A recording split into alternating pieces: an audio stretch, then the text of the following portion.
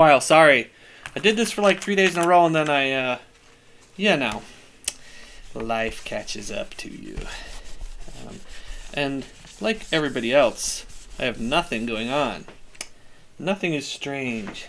And yes, I have a piece of paper over this side of this illustration. It's because it's sort of a secret. But, working on the back half of this. And thought, why not? Got half hour's worth of work here. And quite often, a lot of people ask, here's a good one. People ask me how I get done what I get done. Like, you publish a couple of books a year and you work full-time doing video game stuff. How do you do everything? Well, it's because I sneak in things like this. When during lunch, I'll do a quick half hour worth of painting, right? So yeah, sometimes when you have your so-called side hustle, you end up sneaking it in whenever you can, and that's totally what's going on here. So this is illustration for a project that has been announced, so that's good, but the illustration has not really been shared. So I'm only going to cover half of it and keep working on it. And yes, this looks crazy bright orange, but I like orange, so that's what you get.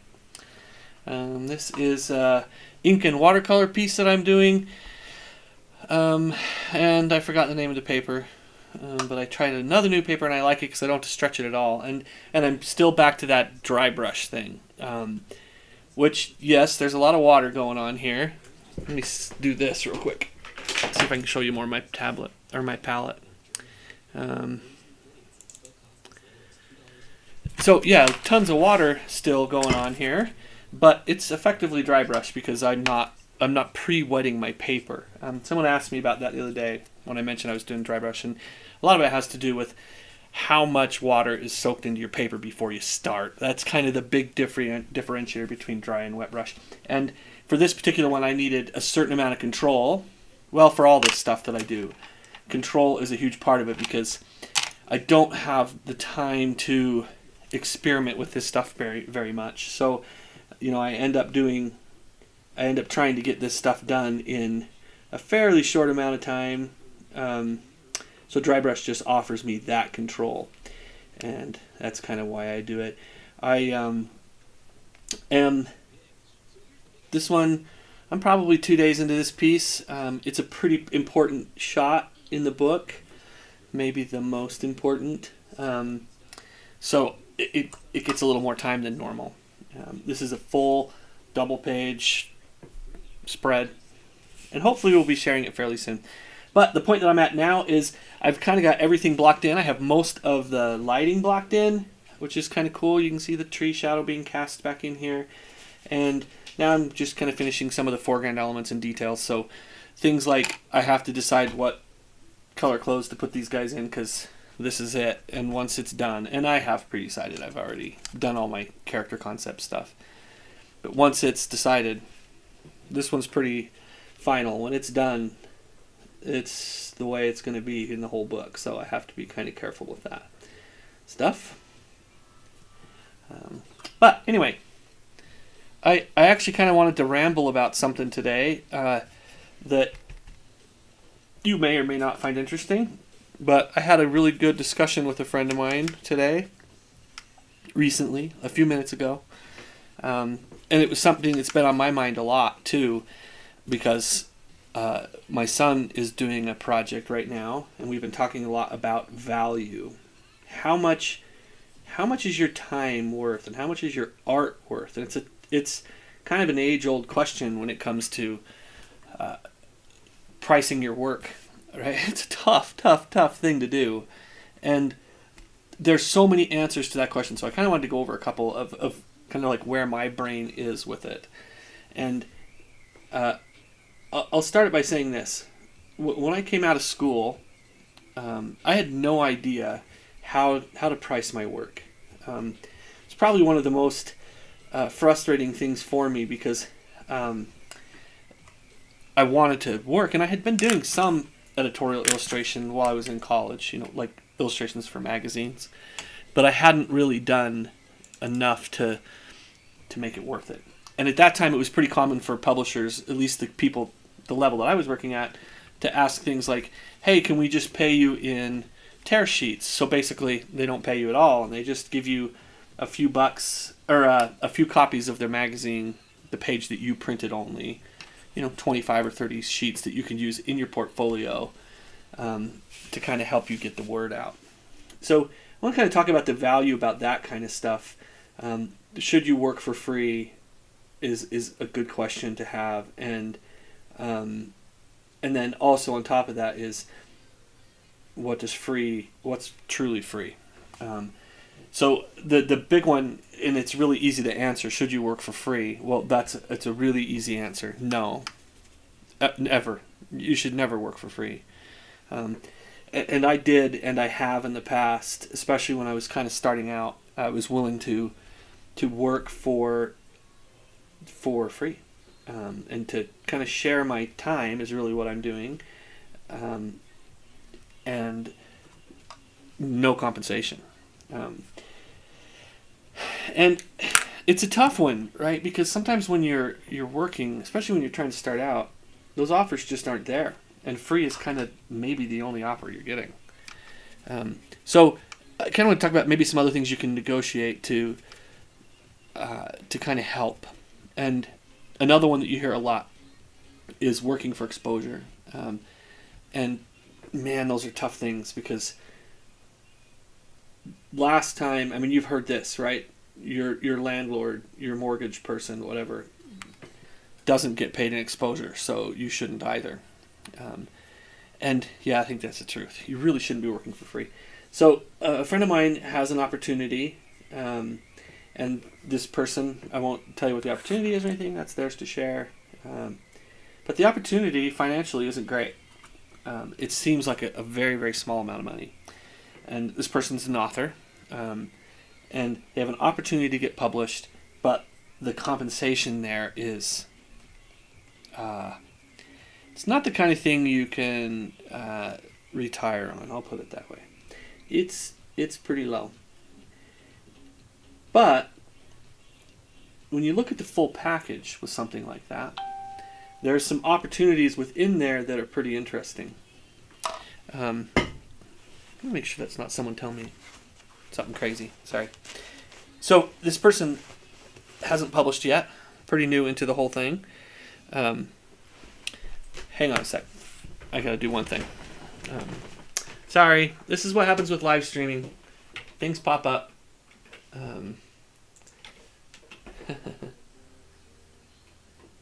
Yeah, you know.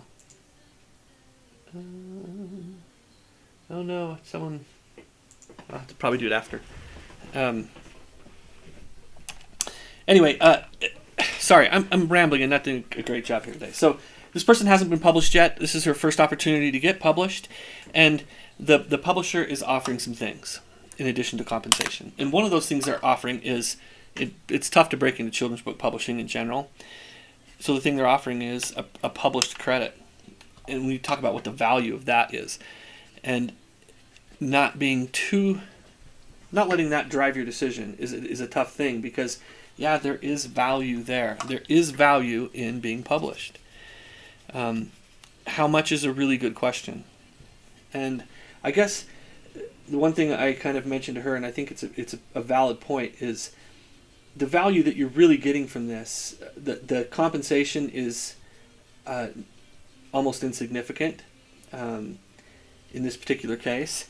And is that insignificant compensation going to be worth it if down the line you can say, when you reach out to the next publisher, hey, I'm so-and-so, my first book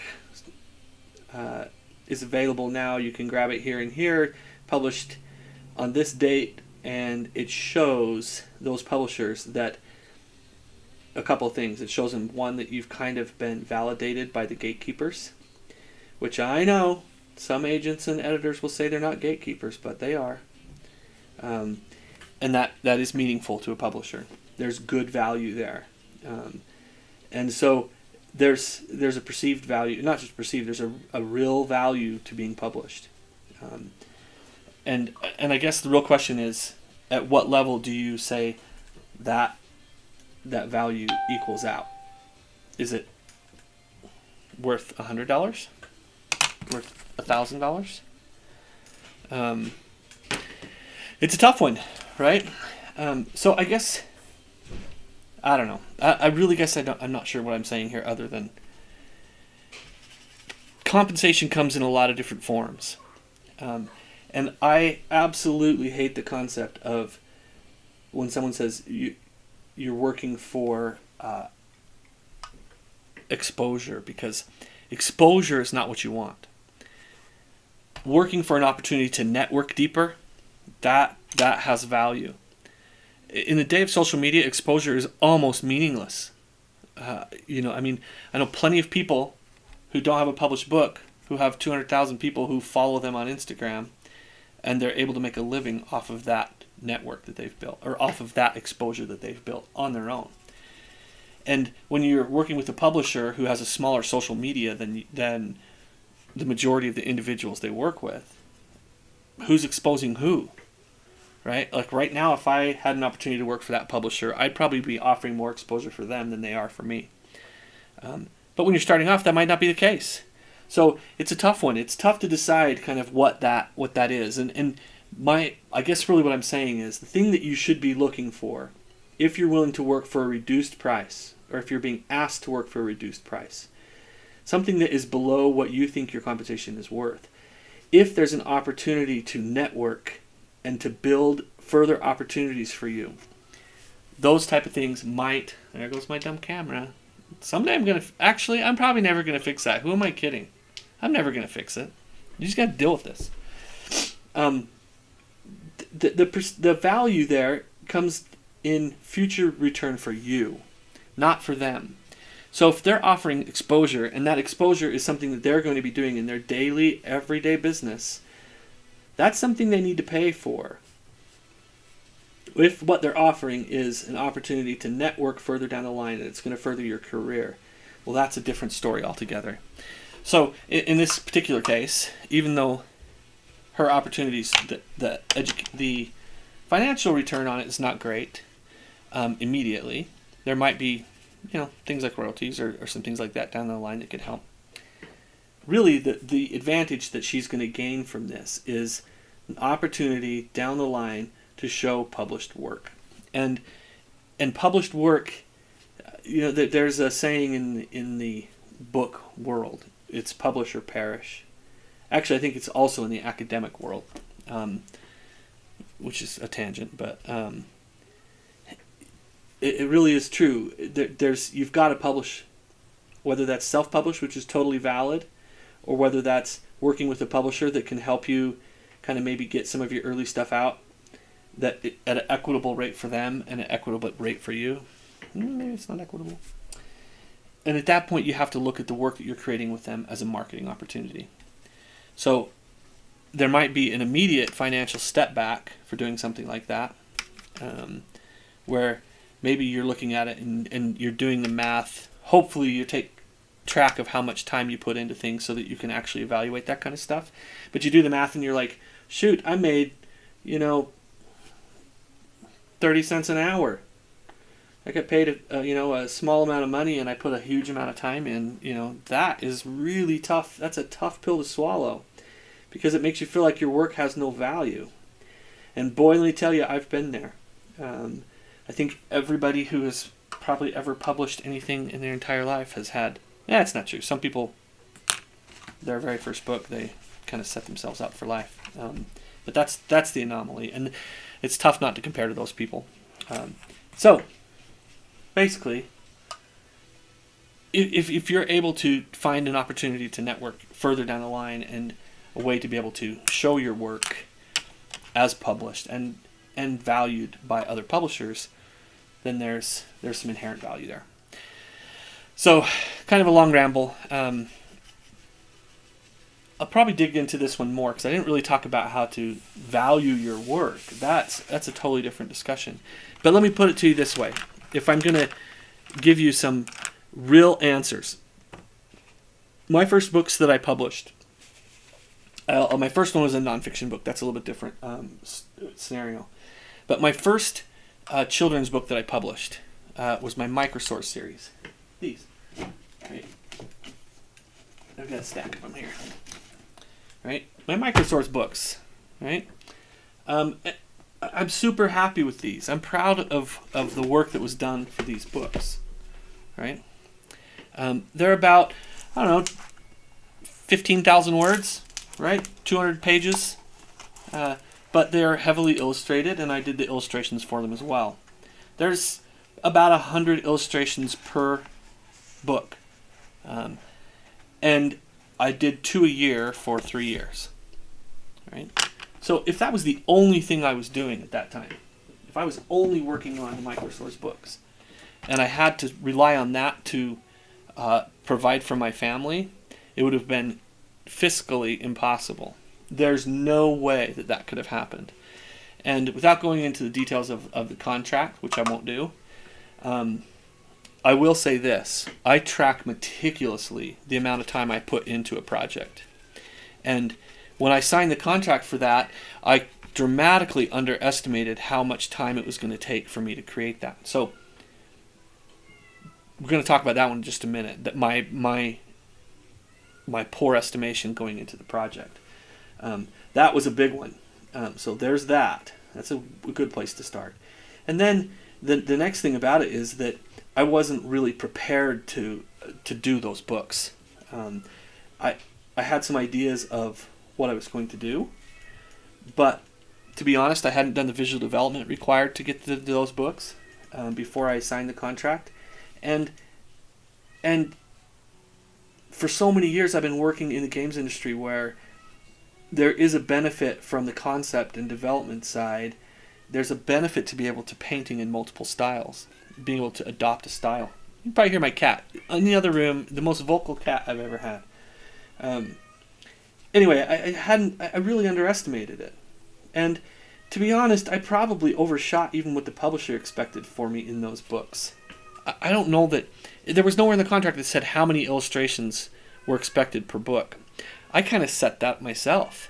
And yeah, I like the richness of having an illustration on just about every page of the book, but that's a lot of illustrations, right? About 150 per book is where I kind of netted out. So if I'm going to do the math on those books, and I did, I kept track of the hours that I spent on those books. I also didn't really look up reference for these birds before I started painting them. Sometimes I do that, especially with things like birds, because I've drawn so many that I don't really look up reference. I just kind of know what they're supposed to look like, and I'll draw them, and then I'm like, oh, I'm going to sit here and do a live painting, so I'll just put some color on. So an ornithologist might go nuts, but to me, I'm looking for color contrast, so yes, I'm breaking some rules. Anyway, I kept track of all the hours that I spent, both writing, editing, and all of the art. And I made about $3.50 an hour, right? How's that for a good rate, right? It's not good. And unfortunately, the further I got into the books, it didn't speed it up that much. By the time I was done, first book was that low. By the time I was on the seventh or the sixth book in the series, the money was still the same, right? We signed a 6-book series, so we signed a contract up front. That didn't change, and I'd already established with the other books kind of what was going to go into these books, so I couldn't really just all of a sudden have 50% fewer illustrations.